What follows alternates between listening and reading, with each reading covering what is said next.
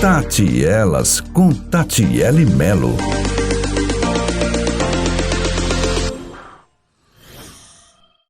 Oi, gente! Seja bem-vindo a mais um programa. Mais uma semana nós estamos juntos para conversar sobre coisas concernentes à nossa fé, concernentes à vida cristã.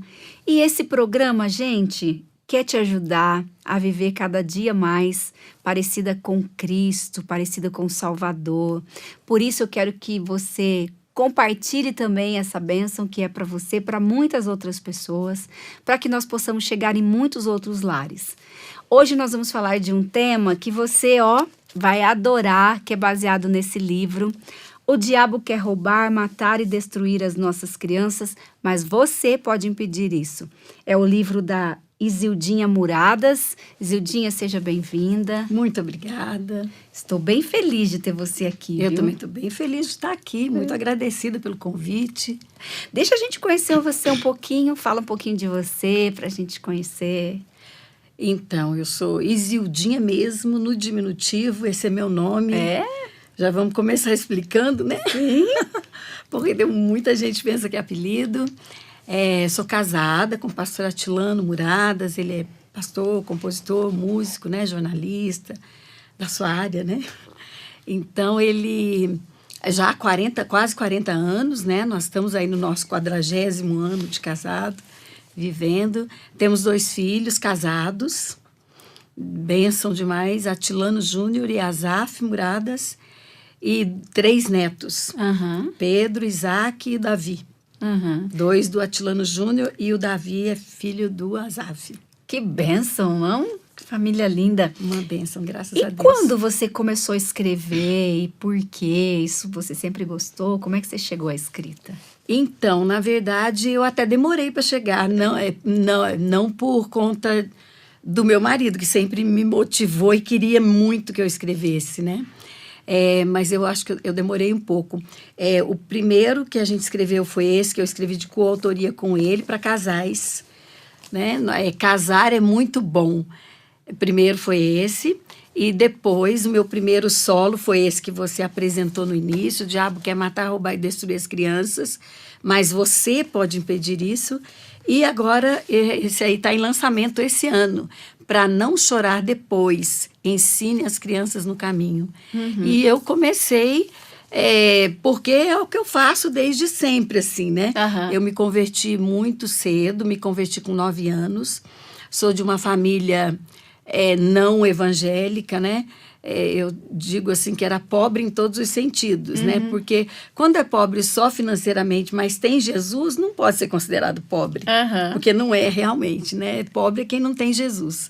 Então, a gente era em todos os sentidos, né? Espiritualmente, moralmente, uma família totalmente desestruturada, mas aos 9 anos eu conheci Jesus, levado por uma vizinha à igreja, e num apelo de domingo à noite, na época que não existia culto para as crianças, não se separava, né? As crianças, eu levantei a minha mão, fui à frente, aceitei Jesus. E aí eu quero fazer até um parênteses aqui. Conhecendo os adultos como eu conheço hoje, eu acredito que muitos adultos ali pensaram assim: o que essa menina está fazendo lá na frente? Porque eu ia sozinha, literalmente, né? Para a igreja. Minha família não tinha ninguém da igreja. Olha. E aí a minha vizinha também parou de ir por alguns motivos e eu continuei indo.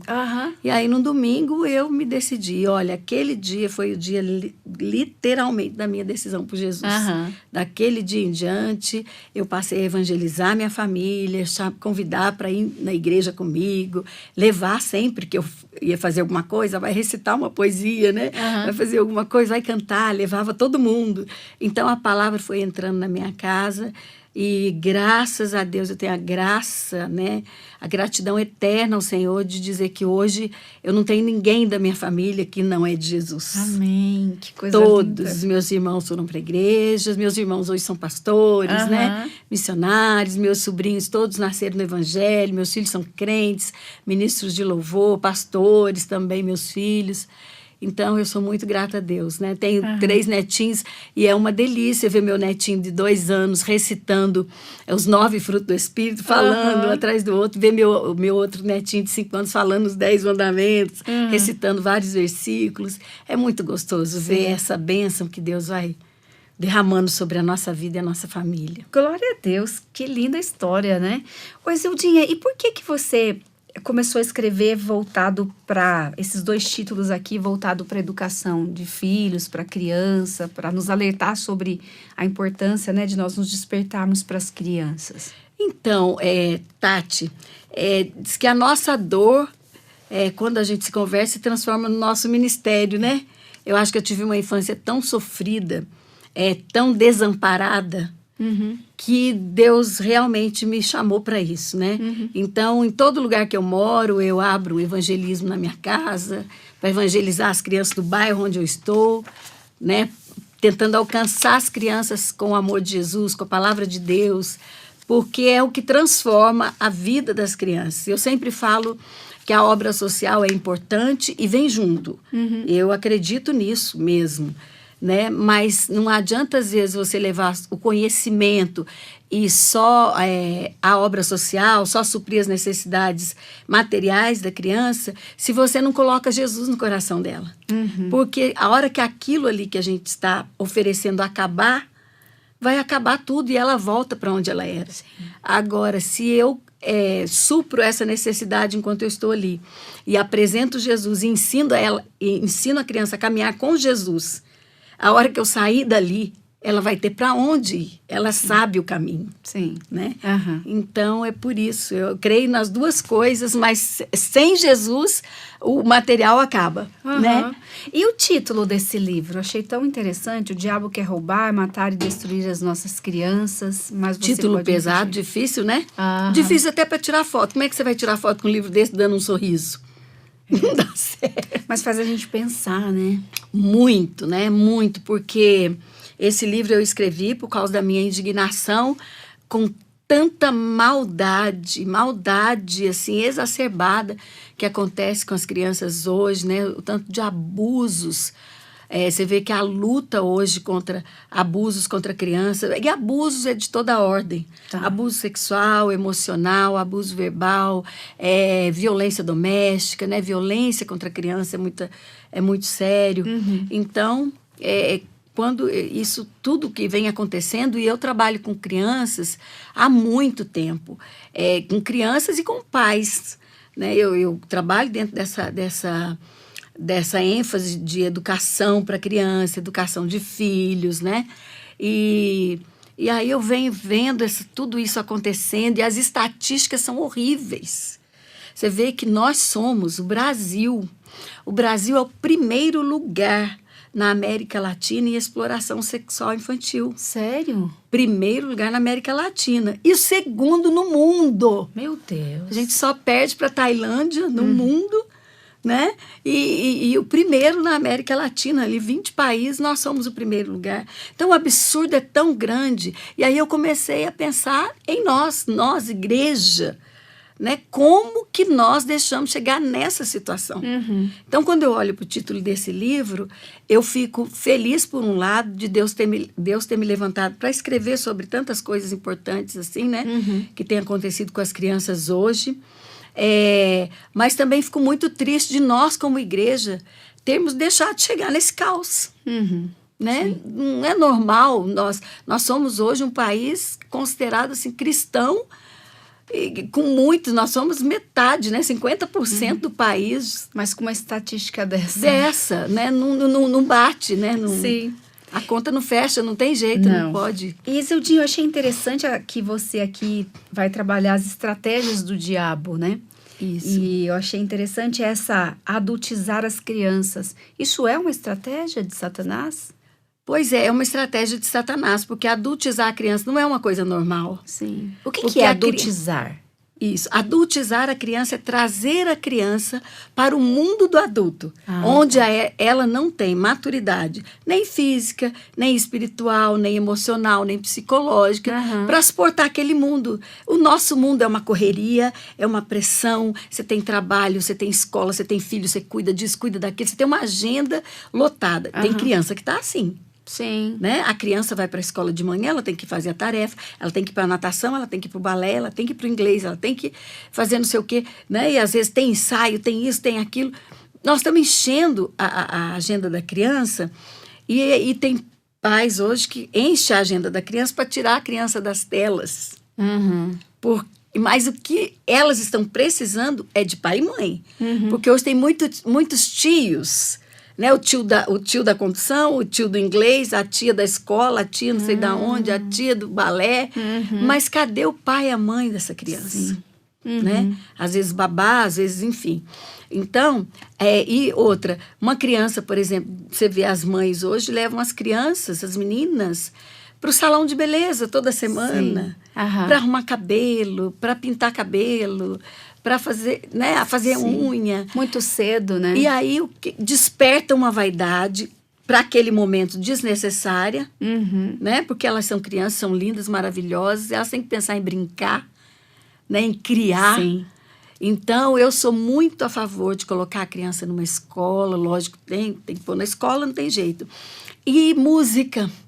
Música é uma coisa tão maravilhosa, tão saudável, tão útil, né, para a mente da criança, para a vida. Eu costumo dizer que quem toca um instrumento é mais feliz, né?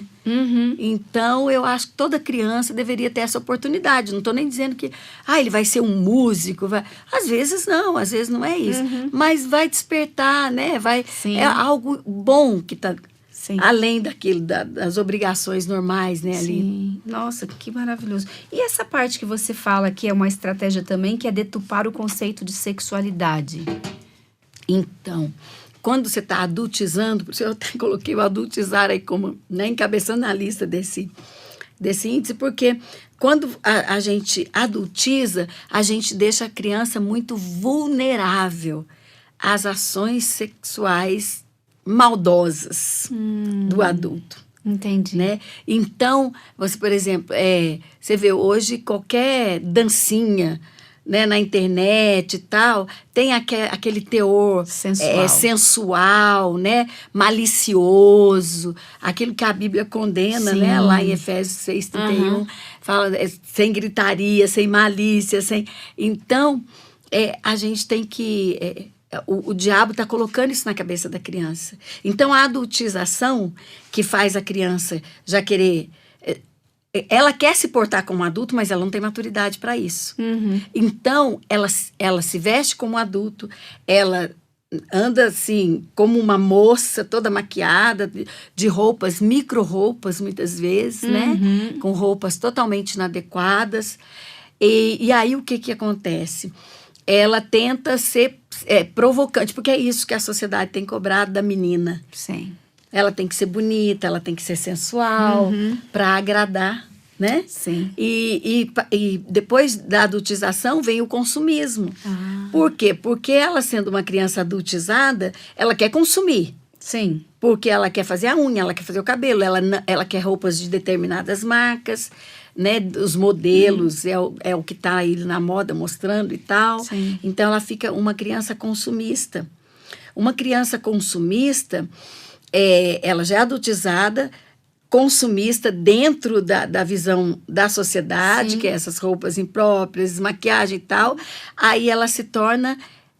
uma criança erotizada.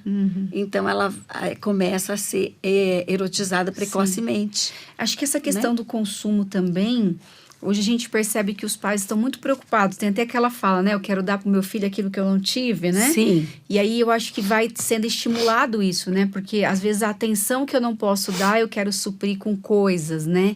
Ou então essa educação muito... da meritocracia, né? E aí você vai dando presente. Eu acho que tem as duas coisas. Eu acho que na nossa época, e na nossa, que eu digo na minha, né? Que eu já tenho filhos casados, adultos, sou vó de 3 netos. Então, eu acho que ainda existia esse pensamento na geração que eu estava criando meus filhos, de ter essa preocupação assim, puxa, o que eu não tive, né? Uhum. Vamos dar e tal. A gente tentava fazer isso, mas já está comprovado que nós e os nossos filhos... Hoje, o meu filho mais velho tem 38 anos, então essa geração aí de 40, vamos dizer, entre 35 e 40 anos, é a última geração que ainda se preocupa, né, em ensinar os filhos e tal, né? Mas os outros já foram criados dentro disso. Eu vou dar o que eu não tive. Não quero que meu filho sofra o que eu sofri. Não quero... E eu acho que até certo ponto tem uma lógica. Sim. Porque, pensa bem, a minha mãe não estudou nada, coitada. Ela tinha... ela não terminou a 4ª série primária. Sim. Era uma leitora, assim voraz. Era? Não, maravilhosa, gente. Eu falo que se eu lesse o tanto que minha mãe lia, eu seria a mulher mais inteligente do mundo, né? Estudando tanto como eu já estudei, né? Então, mas ela é uma leitora voraz, mas, assim... não teve estudo, então ela realmente, a infância dela foi assim horrível. Quando ela teve a gente, que ela tentou o máximo dentro das possibilidades dela ali, para que a gente tivesse, né, um pouco melhor, não sofresse tudo e tal. Já eu acho que a gente teve um bom equilíbrio em casa, né, porque a gente não podia dar tudo, e nem queríamos também. Inclusive coisas, a gente chegou, e eu falo aí nesse livro sobre isso, né, dou muito exemplo nosso, assim, quando estávamos criando nossos filhos, que às vezes meus filhos até queriam coisas que eu podia comprar ali naquele momento. Sim. Mas eu nunca fui dessas que, me dá isso, então me dá isso, compra. Não. Vamos esperar até tal tempo, nesse tempo que a mamãe vai poder, ou então quando a gente puder, ou e aí, eu vou tentar comprar, mas com o que você pode contribuir? Então, nós, né, sempre... Então, não foi assim de mão beijada, nem nada. Agora, hoje, tem um problema sério. Hoje, infelizmente, querida, e eu coloco nesse livro, e uma das piores estratégias que eu considero que Satanás tem usado é tirar dos pais a autoridade de criar seus filhos. Sim. Porque eles têm confundido autoridade com falta de amor. Porque a maioria trabalha hoje, né? Sim. Então, eles trabalham, eles não têm tempo para ficar o tempo todo, 24 horas com as crianças, né? E tal. E aí, isso que você falou tem muita lógica, eles tentam suprir, e eles tentam suprir a falta deles com presentes, e tem aquela história, olha, a mamãe vai trabalhar porque aí, assim, a mamãe pode comprar as coisas para você, a mamãe pode isso, pode aquilo. E a gente tem que entender, pai e mãe que está me ouvindo, as crianças precisam de você. Elas não estão preocupadas com presente. Se você pegar na mão do seu filho, pegar uma bola e sair na frente da sua casa e começar a chutar bola com o seu menino, é tudo que ele precisa. Sim. Né? Então, eles precisam da presença e não do presente. E outra coisa, né, Isildinha, que eu vi uma vez falando que a gente acha que a criança ela precisa de muito tempo da nossa atenção, mas os especialistas falam que é um tempo dedicado, né? De você ter ali, parar, ter um tempo para ele, sem celular, focada nele, né? Que eu acho que é uma das coisas que a gente não tem feito. Às vezes eu até vejo alguns pais descendo no parquinho, mas a criança tá brincando e o pai tá aqui. Então ele não tá dando uma atenção focada total, na criança, né? Ele tá resolvendo questões de trabalho, respondendo e-mail, e a criança percebe isso, né? Exatamente. Agora, essa questão aí, você tem que... É tempo de qualidade, né? Que se diz, não precisa de tanto tempo, mas tempo de qualidade. Isso é uma boa desculpa para quem não quer passar tempo com seus filhos. Né? Porque amor... Eu coloquei essa frase aí, eu li uma frase. Amor se soletra... tempo, né? T-E-M-P-O. Amor se soletra T-E-M-P-O. Quem ama passa tempo, querida. Sim. E não se importa em passar tempo com a pessoa que você ama. Muito bom, verdade. Né? Por exemplo, eu costumo dizer, quando trazendo para a igreja, tanta gente que hoje você ver na igreja que chega lá no culto e levanta a mão e canta e ora e dá glória a Deus. Deus, eu te amo, eu te amo, eu te amo.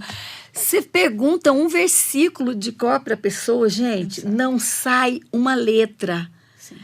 Que tempo que essa pessoa está gastando com a palavra de Deus? Investindo, né? Porque como é que você vai amar aquilo que você não conhece? Exato. Né? Nossa, você me fez pensar nisso mesmo, né?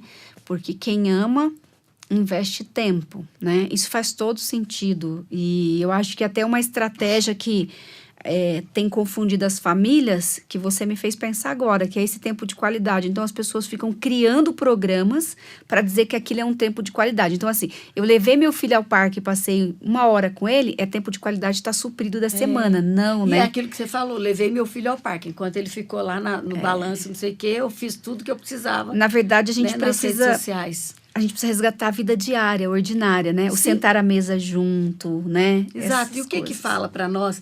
Desde Deuteronômio. Deuteronômio 6, de 4 a 7, fala exatamente isso. Né? Quando Deus fala para Moisés, olha, o que você vai falar para o povo é o seguinte. Ouve o que eu estou te dizendo. Nós temos um só Deus.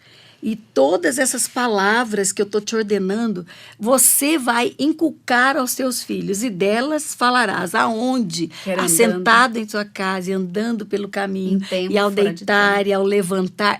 Que hora que é isso? Todo É tempo. todo o tempo, gente.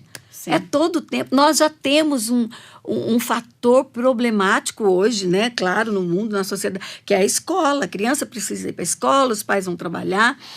E eles passam na escola... Olha, no mínimo 5 horas por dia, no mínimo, porque tem os de tempo integral. Sim. Né? No mínimo 5 horas por dia, eles passam na escola todos os dias. E aí, quando o pai sai, a criança já está ou saindo para ir para a escola, ou o pai sai e a criança nem viu o pai sair. Quando o pai volta, a criança já está indo dormir. Pouquíssimo tempo se tem. Sim. E aí, final de semana, você acha que em 2 horas, 1 hora com seu filho, você vai conseguir suprir toda aquela informação, na maioria das vezes negativa, que a criança absorveu durante a semana, na escola, nas redes sociais, na televisão, né? Não dá. Ô, Isildinha, que conselho você daria para esse pai, para essa mãe que está olhando para a gente, assistindo a gente, dizendo, mas olha, eu saio cedo de casa, volto tarde, como é que eu preciso fazer isso para sustentar, como é que eu vou conciliar isso? Que conselho você daria? Como que essa pessoa poderia conseguir esse tempo com o filho ali? O que você... Então, eu acho que a primeira coisa que a gente tem que pensar é que, às vezes, é melhor viver com menos. Boa. Com menos do que tentar ostentar algo e perder toda a nossa família e perder os nossos filhos. E eu dou um exemplo, porque quando, às vezes eu falo isso, a pessoa fala, falar é fácil, né? Falar é fácil, mas aí eu falo de mim. Olha, eu sou dentista, sou odontopediatra, sempre trabalhei, sempre tive consultório, fui militar do Exército, né? Então... eu sempre trabalhei meio período, sempre procurei trabalhar meio período. Tive a graça de Deus de poder trabalhar meio período, mas também forcei para que isso acontecesse. Né?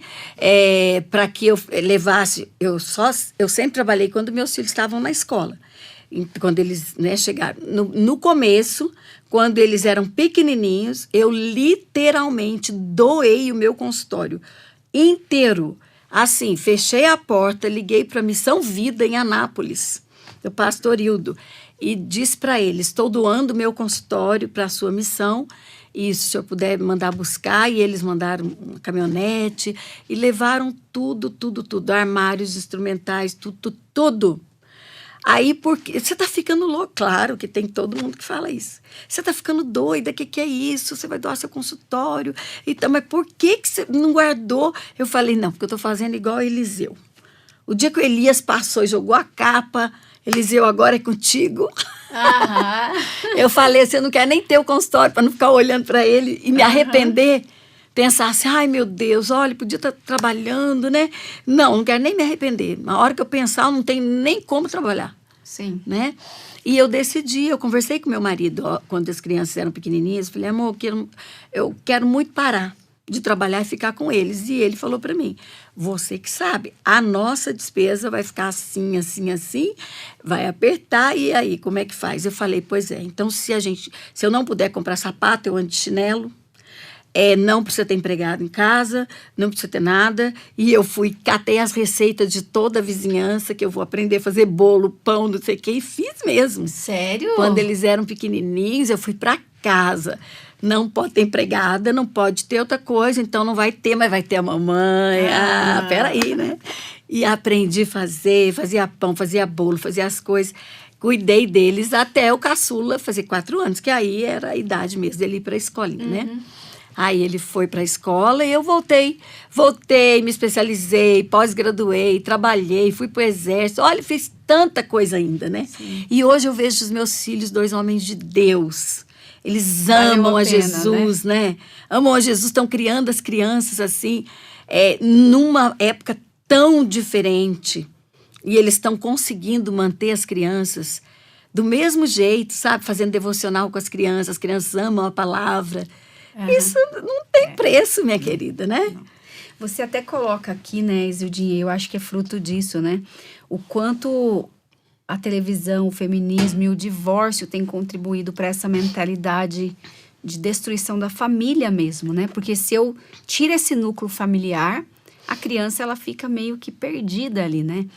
Pensando no divórcio, eu vejo muitos pais que, por exemplo, eu pego meu filho a cada 15 dias, como é que eu vou dar bronca, como é que eu vou... Não, porque eu só fico com eles no final de semana, então eu não corrijo, né? E aí eu acho que isso também vai contribuindo, né? Fala um pouco disso pra gente. Então, e além de contribuir, infelizmente, são pouquíssimos os casais divorciados que quando o filho tá com o pai não fala mal da mãe, ou quando tá com a mãe não fala mal do pai. Então, quer dizer, o filho fica no meio, ele fica um pouco com o pai, um pouco com a mãe, os dois, cada um fala mal do outro para a cabecinha dele. Como que essa criança está crescendo emocionalmente? Olha, é uma coisa tão séria, né? Sem contar que muitas vezes a madrasta, né, a nova esposa do pai, o novo marido da mãe, raramente se dá bem com as crianças. Porque o filho do outro sempre parece um peso, né? E já recebe de má vontade. Eu vejo muito, né, isso acontecer sempre. Sim. Tanto é que as pessoas falam que o outro tá vindo com bagagem, né? Bagagem é o quê? É peso, né? Então, aí eu até quero falar aqui para você, se você vai casar com uma pessoa que é divorciada e tem filho, ou viúvo, ou enfim, né?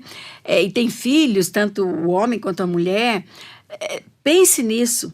Pense que Deus pode estar levantando você para ser uma bênção na vida daquelas crianças. Às vezes, todo o amor, todo o aconchego, todo o acolhimento que essa criança precisou até hoje pode começar aí. Vindo de você que está entrando na vida da mãe ou do pai dessa criança, né? Seja usado por Deus para ser um diferencial na vida dessa criança. Amém. Já pensou? Coisa linda. Hoje o dia você fala aqui sobre ministrando durante as refeições. Como é isso? Então, querida, ministrar na vida dos filhos faz toda a diferença, né? Sim. Porque o diabo quer roubar, matar e destruir as crianças. E as crianças, elas vão amar o que você ama, ela vai amar e respeitar o que o pai e a mãe respeitam. Por isso a criança de crente vai para a igreja, por isso que tem tantos filhos de missionários, que às vezes até com uma vida difícil, eles também querem ser missionários, porque eles viram tanto amor, né, tanta devoção dos pais naquilo. Então eu falo assim, infelizmente nós paramos de ministrar, né, sobre a vida das crianças. Culto doméstico, a pessoa não ouve mais essa expressão. Tem gente que nem sabe o que é isso, culto doméstico, né? Então, e na nossa casa, a gente optou por fazer o nosso culto diário à mesa. Porque se você pensar que você já leva a sua criança na igreja toda semana, e daí, durante a semana, todos os dias, você vai lá, né, sentar, né, vamos dizer, cheio de formalidade, com a Bíblia na mão e tal, né? Vai ficar uma coisa meio chata para eles. Então, a gente tinha uma refeição diária da família, As outras não dava, porque era café da manhã, cada um saía um horário. Depois o almoço, o pai estava no quartel também, né? Aí, à tarde, era que todo mundo estava em casa. Então, o lanche da tarde, que seria o nosso jantar ali, né? Era a nossa hora. E essa hora se tornou tão forte, tão significativa dentro da nossa família, que as crianças, os meus 2 meninos, eles podiam estar no melhor da brincadeira. Olha, nós criamos nossos filhos dentro de setor militar, né? Então, eles podiam brincar na rua e era ótimo para eles. Mas eles podiam estar no melhor da brincadeira. Eles viam o pai ali, desceu na esquina, que eles estavam vindo, eles corriam para casa. Yes, né? Nosso lanche da família. Porque era hora de contar tristezas ou alegrias, né? Podia contar, e a gente guardava as surpresas que a gente tinha, cada um de nós, para contar naquele momento. Olha. Né?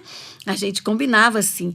Então, aquele era o momento de contar, aquele era o momento de ler a Bíblia às vezes. Eu, como sempre trabalhei com criança, tinha dia que eu montava lá meu flanelógrafo assim no canto, na cozinha, e já ministrava uma história bíblica, né? Já com perguntas, gincanas e tal. E o pai ali na mesa, eu contava para os 3, né? E aí eu falava pro pai, você não pode ganhar sempre, não vai ficar respondendo tudo, não. E aí, um dia era uma história bíblica, outro dia era um texto bíblico que a gente lia e discutia, outro dia um filme que a gente tinha assistido, vamos dizer, naquela semana, na véspera, né? Para a gente discutir os valores e princípios daquele filme, baseado na palavra. E ali a gente orava, né? Pedia perdão, contava as coisas. E era muito interessante. Então, esse era o nosso culto. E a gente conversava de tudo, né? Meu marido sempre muito antenado, né, em conhecimentos gerais, e mundo, essas coisas. Então, ele trouxe muito essa questão para a vida dos meninos, de conhecer sobre a política, os esportes, né? Não tem ninguém fanático. Nós não criamos nenhum menino assim, fanático por time, essas coisas. Mas eles conhecem muito de esporte, torce, sabe, né? Então, cada um tem seus esportes favoritos e tudo. Então, foi bem interessante essa questão. Isso é ministrar na vida das crianças, porque é dessa forma que a gente consegue conhecer os nossos filhos e os nossos filhos nos conhecerem e conhecerem um ao outro lá, os irmãos, né? Também, porque hoje um grande problema da família é porque eles não se conhecem. Sim. Né? Às vezes você pergunta para o pai o que o filho dele gosta, ele dá aquela parada, cara, você sabe que eu não sei o que ele gosta? Porque ele não fica junto, ou então quando está junto é aquilo que você falou, ele está disperso, ele está em outra coisa, né? Entende? Sim. Então a gente precisa ficar, esse é o tempo de qualidade, mas tem que ser todo dia, você tem que ter um tempo de qualidade. Uma vez por semana não adianta. Sim. Ô, Isildinha, o que tem acontecido com os nossos jovens, que nós temos perdido tantos jovens quando entram na universidade ou até antes ali? Uma das reclamações que a gente tem é que quando chega a adolescência, que o pai não consegue mais obrigar a ir à igreja, eles não querem ir, começam a abandonar. Você acha que é falta de criar esse amor em casa pela palavra, pela igreja? O que você acha que tem causado isso? Então, e aí eu quero falar então um pouquinho sobre o segundo livro, esse amarelinho que está aí com você, que eu escrevi, para não chorar depois, ensine a criança no caminho. E tá tão batido esse versículo, né, Tati, assim, Provérbios 22:6, ensina a criança no caminho que deve andar e ainda quando for velho não se desviará dele. Virou já assim uma coisa tão, parece que é até banal, né? Mas é tão sério isso, porque quando Salomão recita esse verso na palavra, ele está falando para quem? Para os judeus. Os judeus, e até hoje eles são uma comunidade que eles se importam com a família dele e com a família do próximo dele, a família do irmão dele, a família do parente dele, a família do vizinho. Ele se importa de, por exemplo, se estiver acontecendo alguma coisa errada com o filho do outro, ele não quer que aconteça. E aí eu escrevi esse livro, porque eu fiquei indignada de ver tantos adolescentes e jovens que cresceram em famílias cristãs, cresceram frequentando igrejas, E hoje estão fora da igreja, adolescentes, jovens, né, como você citou, entram no ensino médio, entram na universidade, 2, 3 meses, estão se declarando ateus.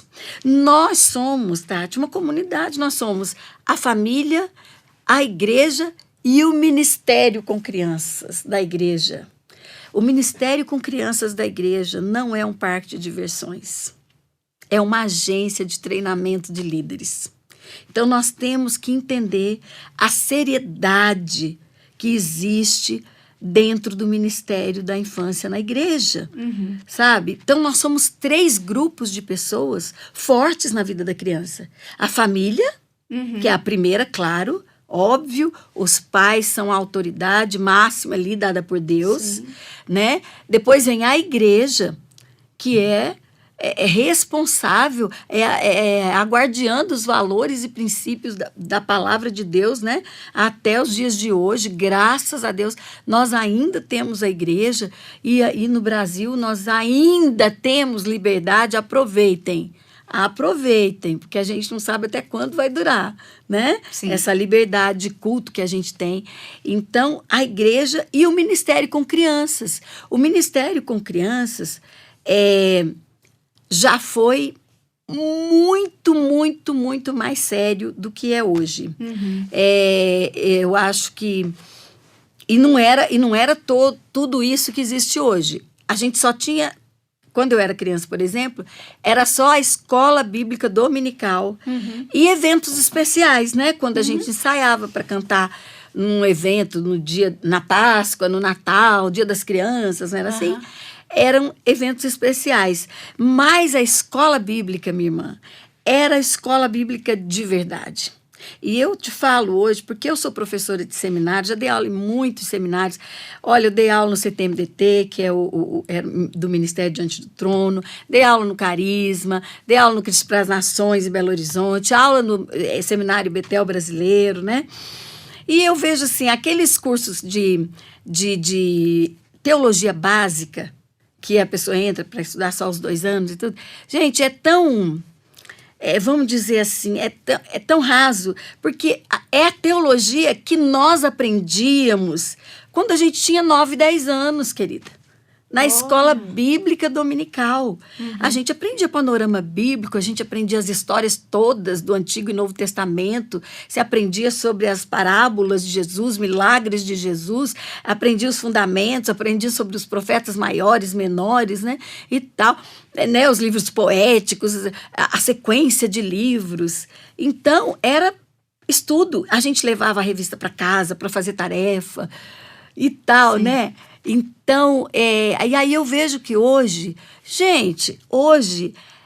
é muito balão colorido, é tudo lindo, maravilhoso. Há algumas igrejas, claro que nós temos as igrejas que ainda têm muitas dificuldades, né?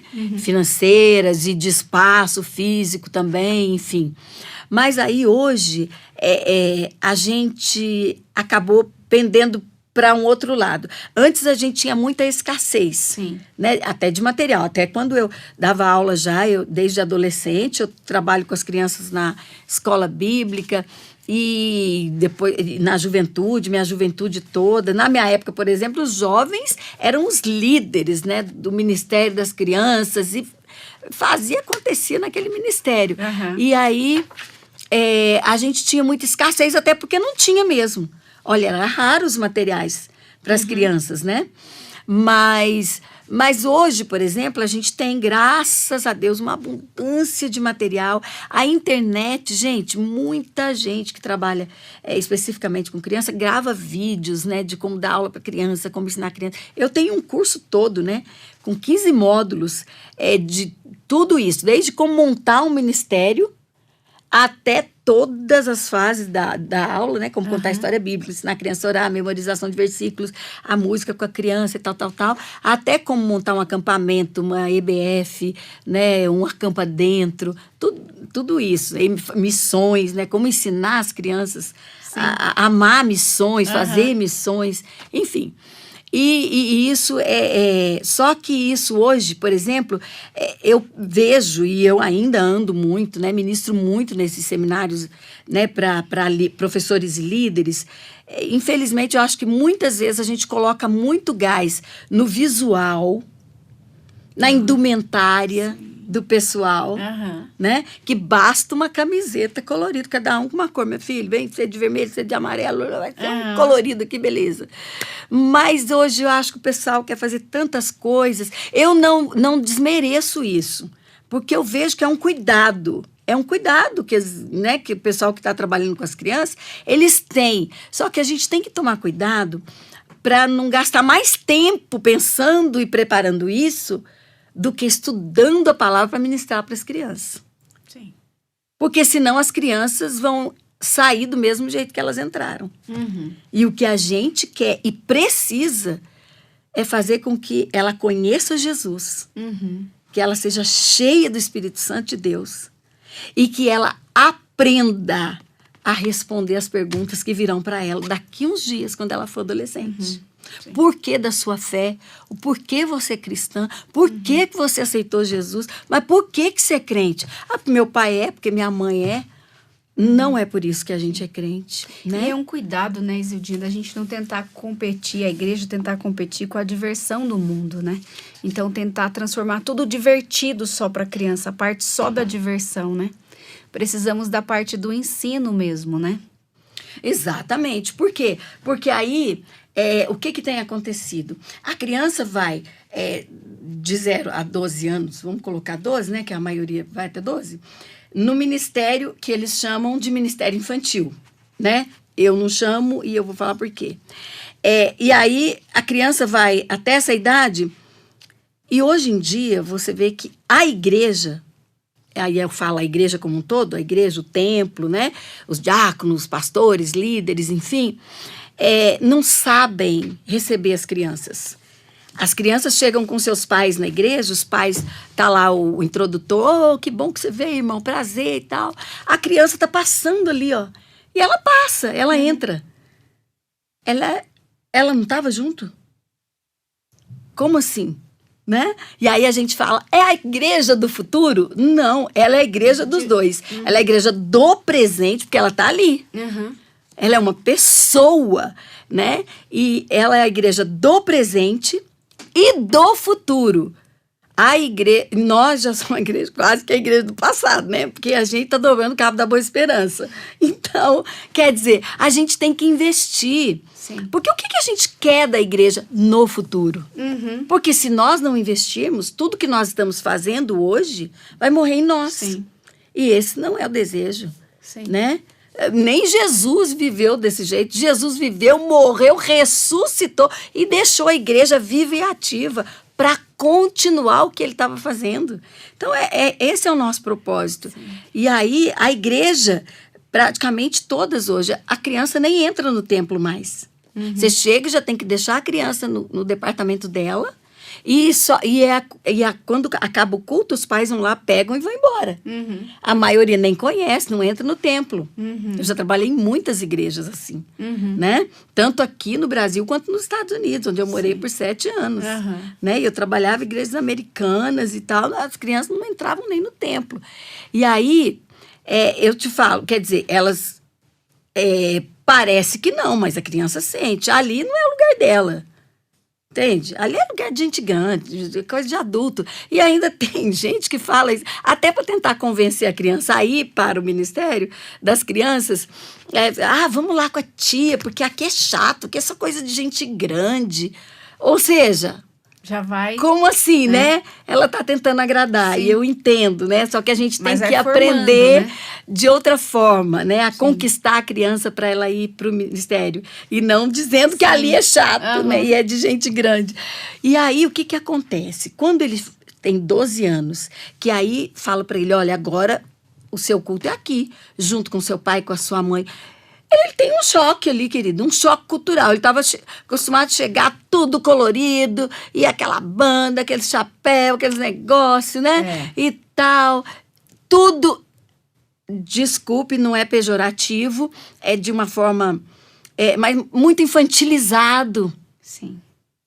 Porque é criança, mas não é infantil, porque quem está lá ministrando e exercendo o ministério somos nós, os adultos. Sim. Então não é ministério, o ministério não é infantil. O ministério é um ministério de treinamento de líderes. É aqueles todos ali. Você tem que olhar e ministrar 3 anos, 4 anos, 5 anos, médico, doutor, deputado, presidente, pastor, missionário, ungido, evangelista, sabe? Eles não são adultos em potenciais, né? Mas eles são crianças em potencial, Sim. né? E a gente precisa entender isso e investir na vidinha deles. Eles têm que se sentir bem-vindos em todos os lugares da igreja. Sim. E a gente tem que tomar o cuidado para não infantilizar tanto a ponto deles estranharem a hora que ele ouvir simplesmente uma pessoa pregando a palavra. Sim. Tem dia que a gente tem que ir lá e pregar a palavra para eles. Exatamente. Né? Muito Principalmente quando eles estão chegando ali 7, 8, 9, 10, sabe? Eles são meninos Sim. que estão sendo preparados ali para campo missionário, queridos. Muito gostoso ouvir você, que você fala com bastante amor, com bastante Amor, entusiasmo sobre ênfase, isso. amo. Oi, Zildinha, É faca na caveira. já deu aí o nosso horário do programa, passa rápido, é muito bom te ouvir. Eu gostaria que você deixasse 3 conselhos, dicas para quem está em casa, para os pais, para as mães, para que eles não deixem passar, né? Esse momento que eles estão vivendo com o filho, independente da idade que seja, lembrando que Deus deu esse filho como herança do Senhor, que eles prestarão conta, né, da educação que eles estão dando, da forma como eles estão criando essas crianças. O que você falaria para esses pais hoje? Então, para os pais, primeiro conselho para os pais, olhem para os seus filhos como potenciais missionários, homens e mulheres de Deus. Esse é o primeiro desejo que deve ocupar o seu coração durante a criação dos seus filhos. Né? Eu sei que é importante a gente querer que os nossos filhos sejam doutores, né? Bem empregados, bem posicionados na sociedade. Todo pai e mãe quer isso não é pecado, não está errado, né? Mas que eles sejam primeiro missionários. E se eles forem tudo isso, doutores e tal, importantes, que ótimo, porque aí eles vão ser missionários onde Deus colocá-los, né? Eu falo para os meus filhos sempre isso, quando eles estão preocupados, né, com o trabalho e tal, se vão ser transferidos, se não vão, eu falo, olha, queridos, ore para Deus mandar você para onde está precisando de um servo de Deus, porque a sua profissão é importante, mas tem milhares de pessoas que faz isso. Então, agora, um servo de Deus separado e ungido igual você, meu filho, olha, é uma agulha no palheiro, então é para onde Deus precisa de você. Então, esse é para os pais. Eu gostaria, então, de dividir meus 3 conselhos, um para a igreja. Aos pastores, líderes da igreja, abram os olhos para as crianças.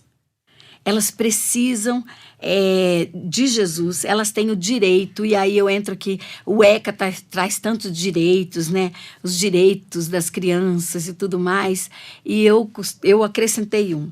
A criança tem direito de conhecer a palavra de Deus e de conhecer Jesus. Esse é um direito que nós não podemos negar para as crianças, para que elas cresçam e dê continuidade a tudo que nós estamos fazendo na igreja. Saibam receber as crianças, deixa a criança brincar na bateria, não vai estragar. Claro que a gente vai ensinar, a gente não tem... Parece que as crianças são um bando de animais selvagens. Não, não são. Elas só querem oportunidade de se sentir pertencente. A criança precisa se sentir pertencente. E todo o rebanho tem ovelhas, tem cordeiros, e os pastores de rebanhos mesmo, de animais, eles dão mais atenção para os cordeiros, porque são pequenininhos e eles podem se machucar e a gente tem que cuidar. E aí eu peço que os pastores, né, e a liderança de um modo geral tenha esse olhar para a criança. E o meu terceiro conselho vai para o Ministério da Infância. Você que é líder de um ministério de crianças, né, com crianças, eu chamo assim porque ele não é infantil. Eu sei que você é uma pessoa responsável. Eu tenho certeza que o seu desejo como líder do ministério, como um professor do ministério, você também quer que o seu aluno conheça Jesus, aprenda a palavra, né, que seja uma criança que busque a Deus em oração em casa, mas ele vai aprender isso com você na escola. Se você não tiver vida com Deus, se você não tiver essa responsabilidade com a sua própria vida, você não vai alcançar esses objetivos, né? E aí sim vai se tornar um ministério infantil. É aquele ministério que não cresce. O seu ministério não vai ser assim, em nome de Jesus. Amém. Nossa, eu amei aprender com você. Querido. Conhecer, saber, amei essa parte de ministrar durante as refeições. Que Deus continue te capacitando, Amém. te inspirando para escrever esses livros. E quem desejar adquirir, comprar, como que faz, Izildinha? Então, nós temos a nossa editora, né? Editora Muradas. Eu gostaria até de fazer um adendo desse primeiro livro. Esse primeiro livro aqui, olha, foi prefaciado pela ministra Damares Alves, né? Quando ela estava ainda como ministra, hoje ela é senadora. Então, uma mulher que também tem se levantado para proteger, quer dizer, ela, como uma política de destaque na nação, foi a primeira pessoa que se levantou com tanto empenho, né, de proteção da criança. E é uma mulher de Deus, uma mulher que também entende isso que eu falo, que a gente precisa ir com o social, mas também precisa levar Jesus, né? Então, ela me deu o prazer, né, a honra de prefaciar meu livro, fiquei muito grata. E os meus livros você pode adquirir na nossa editora, editoramuradas.com. Lá você vai adquirir os livros, vai conhecer muitos outros também que a editora, né, que a gente tem publicado. Meu marido é o editor-chefe lá da editora, né? Ele que faz toda essa parte aí de revisão dos livros e tudo. E é um grande escritor também, graças a Deus, ele... Que bênção. Tá lá, firme e forte. Obrigada, Izildinha. Eu que Deus super te abençoe, agradeço, querida, viu? Por essa oportunidade maravilhosa de estar aqui com vocês. Gente, você foi abençoado, né? Com este conteúdo. Tenho certeza que ele foi útil à sua vida e ao seu coração. Então, eu quero agradecer por você estar aqui mais uma semana assistindo o nosso programa. E novamente, gente, deixa aqui seu comentário, o que mais te marcou nesse programa, o que você mais gostou. E também compartilhe o nosso programa com outras mães, líderes de ministério com crianças, pastores, para que essa mensagem alcance muitas pessoas. Espero você aqui na próxima terça, 10 da manhã. Deus abençoe. Tati e Elas. Apresentação: Tatiele Melo. Produção: Arthur Mendes. Direção-geral: Marcelo Valim. Gravado no estúdio Comeve. Um programa Telmídia. www.telmedia.com